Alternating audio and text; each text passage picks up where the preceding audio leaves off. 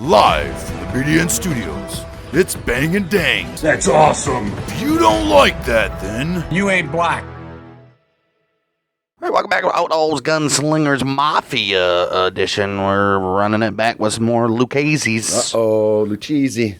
The Lucchese's. You guys pronounce all these words wrong. Little yo. Little yo.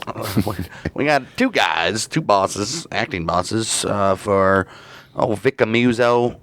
Today we got Joseph DeFede. Oh. He ended up turning... He did not. Ended up turning. Oh, wow. Informant, I believe. State's witness. That's because Amuso and Casso, they were crazy sons of bitches. Right. And then we have the guy after DeFede, who is Steven Crea. There's going to be a lot in the DeFede part of him, quotes from him, actually. Oh. So, I don't get that very often. yeah, so this is a little longer story than Crea's, but What do you do? yeah, you gotta do what you gotta do. He was born in 1934 in Queens of New York City. He left school in 11th grade, found work in a pocketbook factory. Why leave in 11th grade? You had one more year, bud. One more year. I don't think it really mattered. Right. And then later after that, he operated a hot dog vendor truck in Coney Island. Fantastic. And he was running number rackets on the side. Oh, of course. September 1953, he completed U.S. Army basic training at Medical Replacement Training Center, which is located at Camp Pickett, Virginia. He then served for approximately 4 months and was given an honorable discharge on hardship to care for his family. Around the late 1950s, he began working for Western Electric as a phone repairman. 1962, he was employed as a bartender at Bellcrest Tavern, located at 1039 Belmont Avenue, East New York, Brooklyn. The business was owned by Frank DeLucia. They call him Cheech. He is a Colombo associate, brother of Colombo soldier Freddie Red No-Nose DeLucia. By the mid-1960s, DeFede was an on-record associate of DeLucia and became involved in loan sharking, numbers, and horse betting. DeLucia, who spent most of the decade in either state or federal prison, reported to Captain Johnny Franzese, they call him Sonny, Franzese. Through his period of association with the Colombo family, DeFede operated approximately 6 gambling locations in Brooklyn and in Queens. Along this very time, he also earned approximately $7,000 in the robbery of a truck containing coats and jackets. They love their apparel. Sure do. The truck driver, complicit in the holdup, received $2,000. So For him? he was lucky that. He even got that. Probably more than, and it's in the 60s, probably more than what that dude made in half a year. Right. Probably not, but... Close. November 21st, 1969, Fred DeLucia, he disappeared along with Colombo soldier Salvatore D'Ambrosio, who was a highly influential and feared member of the family. Various theories were put forth by informants. One claimed DeLucia was collateral damage, who was taken out only because he was with D'Ambrosio at the time. Okay. Another described the disappearances as retaliation for the pair's suspected involvement in the September 1969 murders of Bonanno leaders Frank Mari and Mike Adamo. Others claim the pair was hit for plotting against boss Joseph Colombo. Suspected participants included Capo Carmine Persico, soldier Dominic Cialo, and associates Gennaro Langella and Hugh McIntosh. Okay. All right. Well, either or they're dead. Right. Following DeLucia's murder, his territory former associates went to Colombo acting captain Joseph Brancato. They call him Little Joey. By 1978, DeFede was on record with Colombo soldier Dominic Cataldo. They call him Little Dom, which was a former DeLucia member who was inducted the previous year. Oh, isn't that when they started doing it again? Late 70s? Around 1979, Cataldo met with Gambino associate Peter Gotti.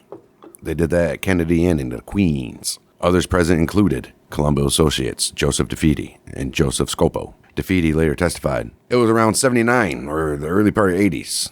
Peter Gotti came down with one Joseph Scopo. Joseph Scopo was later a capo in the Colombo crime family. He came down there to meet a friend of mine, Dom, who was also a member of the Colombo crime family. They walked over to the side. It took about 5 minutes or so. Dom came back to the bar, and Scopo and Gotti left. All right. Well, in 1980, DeFede was arrested by the NYPD on a gambling charge. He pleaded guilty to a final charge of disorderly conduct and fined. Fantastic. By 1985, his gambling establishments included the Liberty Lounge at 102nd Street and Liberty Avenue in Ozone Park. All right. That's in Queens. He earned up to $3,000 per week from gambling activities. Damn. He was banking. In or around summer of 1988, he was transferred to the Lucchese family through Lucchese boss Vittorio Amuso. Really? Transfer was authorized by Colombo acting boss Vic Amuso. Joe later said, Amuso asked me first. He said first that I should be a made man, and he wanted me to go into the Colombos. At that time, the Colombos were new, and I was never what we call going downtown. In other words, I didn't know any captains or any bosses there at the time, and he asked me if I was more comfortable with them, and I said yes. He also later testified, Orana, he gave me the permission for me to move over to Vic Amuso. As a matter of fact, I was called down on a Sunday night by a skipper named Patty Amato. He came over, gave me his best wishes, and that's when I became a Lucchese. Oh, nice. So friendly. Dealing trades and shit. Right. Oh, shit, who's on the block this year, guys? Hey, you can be all right, kid. As a Lucchese, he continued involvement in loan sharking, horse betting, and numbers, so his job didn't change. Right. December of 1988, Amuso visited DeFede at the Liberty Lounge. Topics of discussion included Lucchese associate Thomas Red Gilmore. DeFede went on to say Amuso was very upset, saying that Gilmore was trying to set him up. He was asking certain questions that he shouldn't be asking, and he looked like he was setting him up for law enforcement. Amuso mentioned one time that Gilmore was sitting out in the car with two guys all dressed. They looked like law enforcement, and that was it. In early February 1989, Gilmore was shot to death by members of the Lucchese family's other local crew, then headed by Captain Alphonse D'Arco. They call him Little L. D'Arco, we did an episode on him. Yeah, D'Arco. Well, by 1989, DeFede reported directly to Amuso, and the two were also close social acquaintances. Nice. And they were handball partners. That's fantastic. Good handball. October 89, DeFede was visited at the Liberty Lounge by Vic's older brother, Lucchese Captain Robert Bobby Amuso. Hey, Bobby. He went on to testify. He said, Vic put me on what we call on his list. I was proposed, and I didn't know exactly when until Bobby called me to come down. Bobby told me to get dressed. This was on Saturday. Told me to get dressed on Monday, and somebody will pick you up, which they did. Dropped me off at a Carnarvon restaurant. Met a few other people there. We, in turn, went into Brooklyn. DeFede, he was driven by Lucchese associate James Jimmy McCann to the Pier restaurant in Canarsie. From there, he and others were taken to the residence at Farragut Road, where the ceremony occurred. Oh. About to be made. Oh, either that or dead. Ceremony was presided over by the boss, Vic Amuso, and underboss, Anthony Casso, they call him Gaspipe. Others present included Captains Robert Amuso, Salvatore Avellino, Anthony Barata, they call him Boa, Peter Fat Pete Chiato, Alphonse D'Arco, and soldier John Conti. DeFede later said, when I walked into the house, a couple of other people there. There was a living room. We sat all around for a while. Somebody got called downstairs to go into the basement. Oh, shit. I waited, and they sent for me next one to go downstairs. When I got downstairs, there was a table. Administration sitting behind that table. There was a gun and a knife on that table. Damn, dude, you don't even know. Administration at that time, it was boss and underboss and a capo, which was Sal Avellino. Well, they asked me two questions. Do you know what you are doing here tonight? I told them no. The right answer was no. Right, you don't be like, yeah, man, I'm here to get made. I'm like, get the fuck out. They then asked me, if we ask you to kill somebody, the right answer was yes, which I did. They started the thing where they pinched my finger, got some blood, a little tissue, rolled it on my finger. The blood got on the tissue. They come up with words. If you tell on your friends or anybody in this place what happened tonight, may you burn like this paper. After my induction, the others all come down at one at a time. We get introduced to them as Amica Nostra. Nice. Oh, he later on... Spilling the beans on all this shit. Right. He then goes on to say, after inductions, we sat around the table, and then they started introducing the administration. And then we start to get rules. Somebody would say in Italian, the Lucchese business is now open, and they start giving out the rules. No drugs, no paper, no counterfeit, no securities, anything to get back to Lucchese's family. No things with guys' wives, daughters, and sisters. You are not allowed to touch any other member. You can't hit any other member in the Lucchese or other crews. Afterwards, everyone held their hands. And in Italian, they said, the Lucchese business is finished. Others inducted in that ceremony with DeFede were Michael DeSantis. We'll get to him next episode. And Frankie Pearl Federico, Richard Pagliarulo, and Frankie Bones Pepani. Frankie Bones, huh? Frankie Bones. In D'Arco's debriefing on the ceremony, it states that DeFede, he was assigned to Robert Amuso's crew after induction. During his court appearances, DeFede made no mention of being on Amuso's crew, and instead testified that he was placed with Captain Frank Lastorino. Oh, so somebody was wrong. Right. By 1990, made members of the Lastorino crew included Joseph DeFede, Angelo DeFindis, Nicola Di Costanzo, they call him Nicky Edkins, Butch LNU, and Butch's father, Digar. They described by DeFede's as 80-some-year-olds. Around that time, Lucchese soldier Anthony Blue Eyes Santarelli was transferred to the Lastarino crew. According to DeFede, they had problems. Santarelli had problems in the Bronx, so Vic Amuso felt it was better that he would move them over to Brooklyn. This is done a long time prior to 1995, he said. He also said it was up to maybe 9 or 10 men crew. I can't think of the rest. I stayed in that crew until 1993. Well, around 90, Amuso provided $50,000 to DeFede to start a loan shark business. Oh. Partners were associates Oscar Ansorian and James McCann. Also around that time, he was made a partner in a card game operated at the 80th Street and Roosevelt Avenue in Jackson Heights, Queens. He later testified, "One night I lost 30 grand. I got a phone call that I had to bring down 30 grand. After that, we had a dealer that knew how to manipulate the cards, and we started to cheat in order to get the money back." Oh, shit. In or around 91, he began extorting $150 per week from Glenn Patrick's pub. Oh. Payments continued until about 98. Oh, nice. Wow. Around 1991, meeting held between DeFede and Gambino soldier Joseph Crea. They had that at the Glenn Patrick's pub. DeFede said on this, "I was clearing out the place because there was a lot of trouble there, and I started to have people stay out of the place. Then I got a call to come down, meet somebody, and I did, from the Gambinos. It was Joe Carozzo. He wanted to know why I was keeping these people out, and I explained this was Lucchese business, and he went to check it out.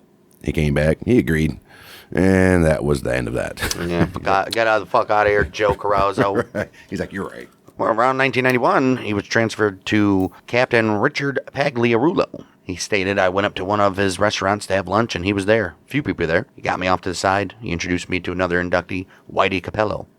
He said, 'Joe, amica nostra,' means our friends. He introduced me to Capello, and he says, 'Richie Pagliarulo is my captain.' Richie told me, 'I'm your captain too,' which I didn't know." Capello was inducted October 2nd, 1991. DeFede later stated that Pagliarulo was still the same crew as Lastarino, and the Pagliarulo just took over as captain. 15th of June, 1992. Vic Amuso. Yep. Convicted in United States District Court, Brooklyn, on federal racketeering charges. Key prosecution witnesses were Alphonse D'Arco Sure were. and Peter Chiodo, former Lucchese acting boss and captain, respectively. Both had attended the ceremony where DeFede was inducted. DeFede provided an unspecified amount for legal fees to help with the appeal. On the 9th of October, 1992, Amuso was given life and sent to FCI Terre Haute in Indiana.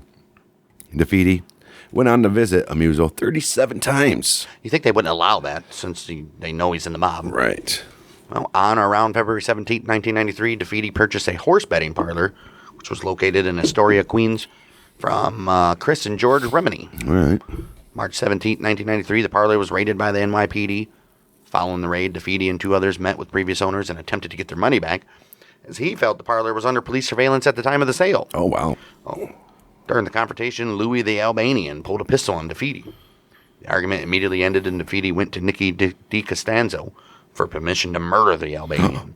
What? DeFede and two others were assigned by DiCostanzo to search Astoria, but the victim was unable to be located. Right. He went back to Albania, right? Can't notate that some bitch. Sure didn't. Well, soon after, the Albanian was summoned.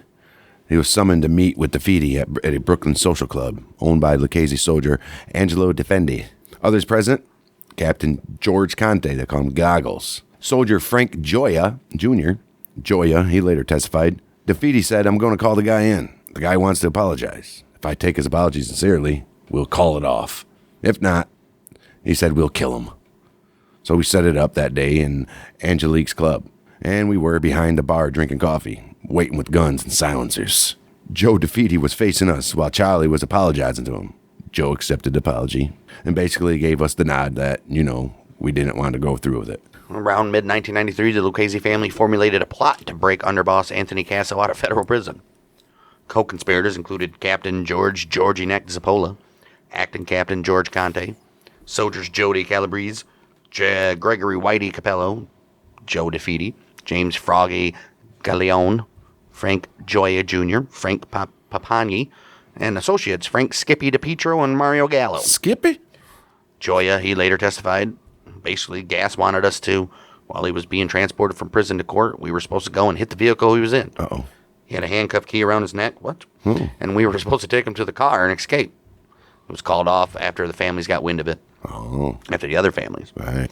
I basically told Joe D, because there was 10 of us, and said not to do it. It would cause too much heat. and thought it was just absolutely crazy, which it was. We were all called in and basically told if we even talk about it or even attempt to even think about it, basically we'd be killed. Ooh. So it was just called off. Damn. Probably a smart thing to do, guys. Yeah. Around October 1993, DeFede summoned to meet with Vic Amuso at FCI Terre Haute prison. The pair discussed tape-recorded comments made by underboss Anthony Casso and acting concierge Frank Lestorino regarding a plot to murder Captain Robert Amuso and associate Oscar Ansarian. Oh, he's going to kill his son? Brother. Bro. During the visit, DeFede was promoted to captain. Good for him. It doesn't appear that he had any soldiers under him, though.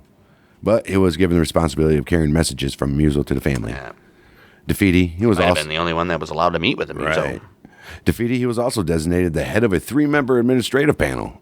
Other members were Captains Steven Crea and Domenico Cutia. They call him Danny. Around November 93, a meeting between Genovese family and Lucchese family was held at an unspecified restaurant in Manhattan. The purpose of this meeting was to formally introduce Lucchese panel members to the Genovese family. All right. DeFede says, just for an introduction, that's all, that I was a member of the panel. They were part of the panel. And I was the head of the panel over there. Ooh. And then I went down to the panel. Then they just said... Behind the panel, there was a panel. Then they just said, you have to be careful nowadays. This and that, because of law enforcement and things like that. Right.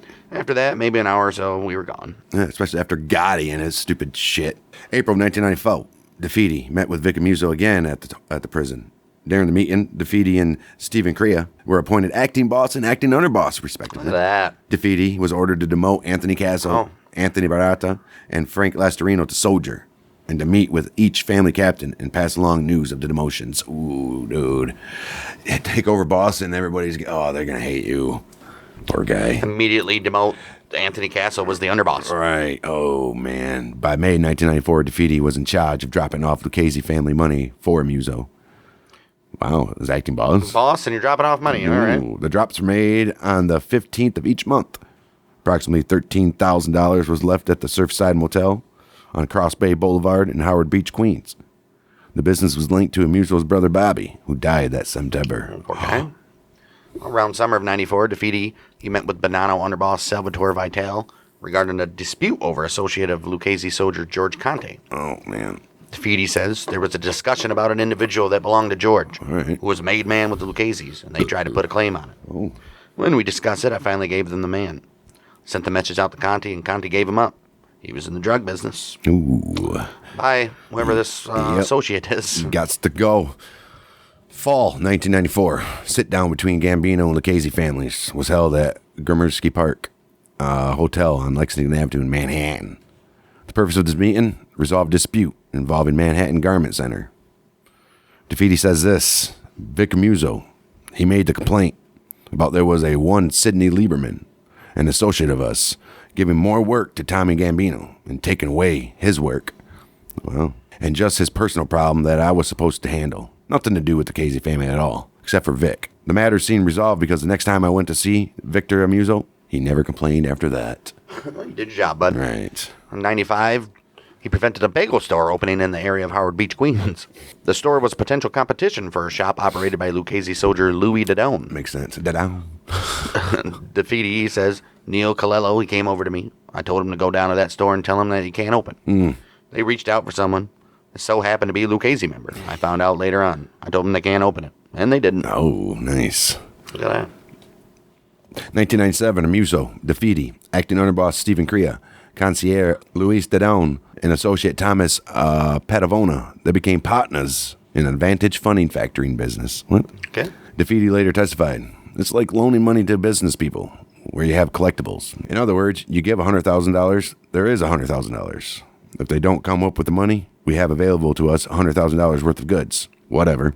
I put my own money, $320,000. I made as acting boss of the Casey family, and made 5 other partners in that business, including Amuso, Crea, Dodone, and Padavona. We had 2 other people that were involved in the business that I didn't even know. I says, all right, go ahead, put them in. I took his word. All right. April 28, 1998, DeFede, Lucchese soldier Daniel Rizzo, associate Oscar Ansarian, and 9 others were indicted by the U.S. Attorney's Office for the Southern District of New York. Son of a bitch. And that was on federal extortion charges. Oh, man, of course. Newsday, they reported Prosecutors charged that Sidney Lieberman, 60, an alleged Lucchese associate, collected extortion payments from Manhattan's Garment Center for DeFede until he was imprisoned in the fall of 94. All right. He was later replaced by Erwin Schlachter, 67, a Manhattan lawyer who was an alleged Lucchese associate, according to the indictment. DeFede, accused of overseeing the scheme, he was denied bail and remanded to the Metropolitan Correctional Center. From April to December of 1998, cots are raided at multiple institutions, including the MCC in Manhattan, FCI Otisville in New York, and also facilities in Westchester County, as well as in Hudson County and Passaic, which is in New Jersey. December 7th, 1998. Everybody's remembering the Pearl Harbor Day. Well, DeFede, he pled guilty to extortion charges, and he was shipped out to FCI Otisville that following day. Hey, I wonder if he met George Young in there. Very possible. 22nd of March, 1999, transferred to MCC Manhattan for sentencing. He's given a 5.5-year term and 3 years supervised release. Right. Well, that works. But after this, Amuso's relationship with DeFede began to sour. Oh, no. After his imprisonment in 98, Amuso appointed Steven Crea, the acting boss, the head of the family's powerful Bronx faction. After Crea became acting boss, the profits rose considerably, making Amuso suspicious that DeFede was skimming profits. Well, what was going on? Maybe he just wasn't a good boss. And that was enough to convince Amuso that DeFede must have been, and so Amuso reportedly decided to have him murdered. Oh, damn. February 5th, 2002, DeFede was released from Lexington, Kentucky, from a prison medical center. Oh, shit. Oh, you better run. Whoa. Haven't heard of Amuso's plans to kill him. DeFede immediately became a government informant. I mean, I guess you got to. Yeah. DeFede provided details concerning the garment district rackets and the protection rackets in Howard Beach, Queens. He also provided information leading to the convictions of Crea, Dadone, Trucello, which is Dominic Trucello, Joseph Tangora, Anthony Barata, and a number of family captains, soldiers, and associates. Son of a bitch. While testifying against Gambino crime family boss Peter Gotti, DeFede testified that he only earned just over $1 million or so, approximately $250,000 a year, during his tenure as acting boss. Only? Only. Well, he also estimated that a low-ranking family soldier would make on average $50,000 per year. Wow. October 28, 2002, DeFede testified for the first time in the SDNY racketeering trial of Lucchese soldier John Petrucelli Jr. His testimony covered the fallout surrounding Darren Mazzarella's death, Darren Mazzarella's 1995 shooting, and the subsequent fatal stabbing of Paul Cicero. Oh, man. Mazzarella himself also testified. I better have. 30-year-old Petrucelli inducted into the Lucchese sometime after DeFede's indictment. Oh. He was convicted, sentenced to life. Wow. DeFede's putting some people away. A made man in prison, I mean, I guess. January 21st, 2003, DeFede testified in federal racketeering trial of Gambino boss Peter Gotti. This happened in Brooklyn. He provided info primarily on the various meetings held between families during the mid to late 90s. The case resulted in convictions for Gotti and 6 others. A Gotti co-defendant, Gambino soldier Primo Casarino, subsequently cooperated as well. Oh. 20th of January 2004, he testified for the third and final time in the SDNY racketeering trial of Lucchese acting boss Luis Dadone. Louis. Yep. DeFede's testimony linked Dadone to loan sharking and murder, and he also noted the latter's presence at the fall of 1996 induction ceremony. Other witnesses included former Lucchese acting boss Alphonse D'Arco, soldier Frank Joya Jr., and Dadone was convicted and sentenced to life in prison. Damn. Well, DeFede then entered the witness protection program, but left shortly after, moving into Florida under an assumed name. Oh, what was the name? It's an assumed name. Right. They don't know. Right. He and his wife reportedly lived on $30,000 a year and a modest annuity provided by the U.S. Marshal Service. Nice. Their assets haven't been depleted by legal bills and the cost of creating new identities. July 15, 2012, DeFede reportedly died from a heart attack. Oh, son of a bitch. It's the last we heard about this guy. Oh, I guess. Oh, DeFede, huh?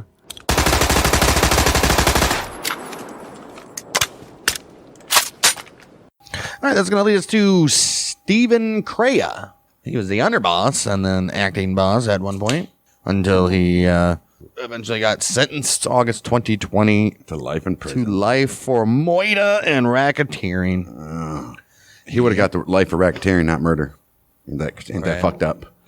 Well, he grew up on Arthur Avenue in the Bronx, which was a neighborhood that had a strong mafia presence. In the late 70s, he worked closely with his mentor and close friend, Vincent DiNapoli. Well, DiNapoli, he was a made member of the Genovese crime family. He was in the construction rehab industry. By 79, Crea and DiNapoli, they began working with SEBCO, which is the Southeast Bronx Community Organization, which was created by Catholic priest Louis Gigante, who you might know as the brother of our former Genovese boss Vincent Of the Chin. SEBCO was an organization of low-income housing in the Southeast Bronx that was funded by the Federal Department of Housing and Urban Development, otherwise known as HUD. Oh. Crea and DiNapoli's drywall companies were able to secure millions of dollars in construction projects awarded by SEBCO. I bet they were. Sometime in the early 80s, Crea was inducted into the Lucchese crime family under the reign of boss Anthony Corello. In 1983, DiNapoli imprisoned. Crea took control of the construction business with SEBCO. Oh. FBI reported that Crea visited DiNapoli in prison a number of times. Crea lived in a home just across the street from DiNapoli, and he became DiNapoli's daughter's godfather, helping her arrange her wedding while her daddy was in prison. Oh, isn't that sweet? 85, Crea was convicted of conspiracy to plot to murder a Bronx man who he believed had assaulted his wife, but in 87, his conviction was overturned. Oh. 1990, boss Victor Amuso, he promoted Crea to capo, taking over Sammy Castaldi's crew in the Bronx. They called Sammy Bones. Oh. Crea specialized in labor racketeering and gained control over Carpenter's Local 608, using it to extort New York City contractors. He also held a no-show job at an inner-city drywall, which is one of the city's largest drywall contractors, and was involved with Local 282 of the Cement and Concrete Workers Union. Aren't they These all? guys had their hands all over the union, man. Mm-hmm. 1993, imprisoned family boss Vic Amuso promoted Crea to underboss of the Lucchese family. He, along with his Bronx allies, shifted the family's power center away from the Brooklyn faction and back to the Bronx and Upper Manhattan Look at crews, that. which had historically controlled the family for decades anyway. This angered former underboss Anthony Casso and his Brooklyn loyalist George Gipola and Frank Spaghetti Man Gioia Jr., who during the 1990s plotted to murder Crea and take control of the family. Because if you remember right, DeFede, Right. before Crea, he was tasked, he had to demote Anthony Casso Right. from underboss and shit like that. And he was mad. Yeah. The Brooklyn loyalists planned to lure Crea to a sit-down and then murder him. However, the plot fell through after Zappola, Gioia, and the rest of the Casso's faction were indicted and imprisoned. Yeah, that's going to throw a little wrench in the spokes. Yeah. From 97 through 99, Crea, he served as the head of the Lucchese Construction Group, which also included Lucchese capos Dominic Trusello, who was head of the Prince Street crew, and Joseph Tangora, head of the Brooklyn crew. Fantastic. The construction group brokered the bribes and mob tax payments to be received from contractors, and they settled disputes over who would dominate a particular construction site. Oh. The group also placed mobsters on company payrolls so they could get legitimate taxable income to the IRS. Yeah. During its existence, the construction group controlled over $40 million in contracts, increasing overall construction costs by 5% as well. Ooh-wee. Damn, dude, this is New York, dude. No better time to be a construction worker than like literally 70 through, well, shit, even now. I mean, they're constantly building shit. 1998, after acting Lucchese boss Joseph DeFede was indicted on labor racketeering and extortion charges, Crea became the family's new acting boss. In December of 99, Crea and Joseph DeTello, they talked about bribery and extortion with Sean Richard, the son-in-law of John Riggi, the boss of the De Cavalcante crime family. It was later revealed that Ricard, whoever his name is, was wearing a hidden recording device. Oh, and it's the son-in-law of the boss, damn. 1999, it was revealed that Crea had formed an alliance with members of the Gambino family and extorting local officials of New York City's carpenters, laborers, and bricklayers unions.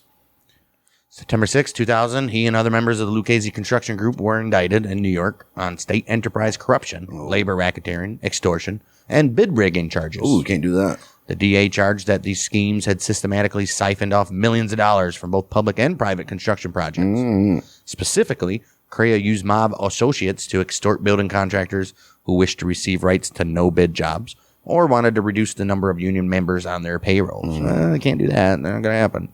His attorneys, they were able to negotiate a favorable plea agreement, which called for Crea to plead guilty to enterprise corruption and restraint of trade charges.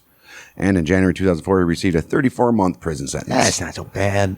He also pled guilty to similar federal charges and served both sentences concurrently. Oh, I got lucky.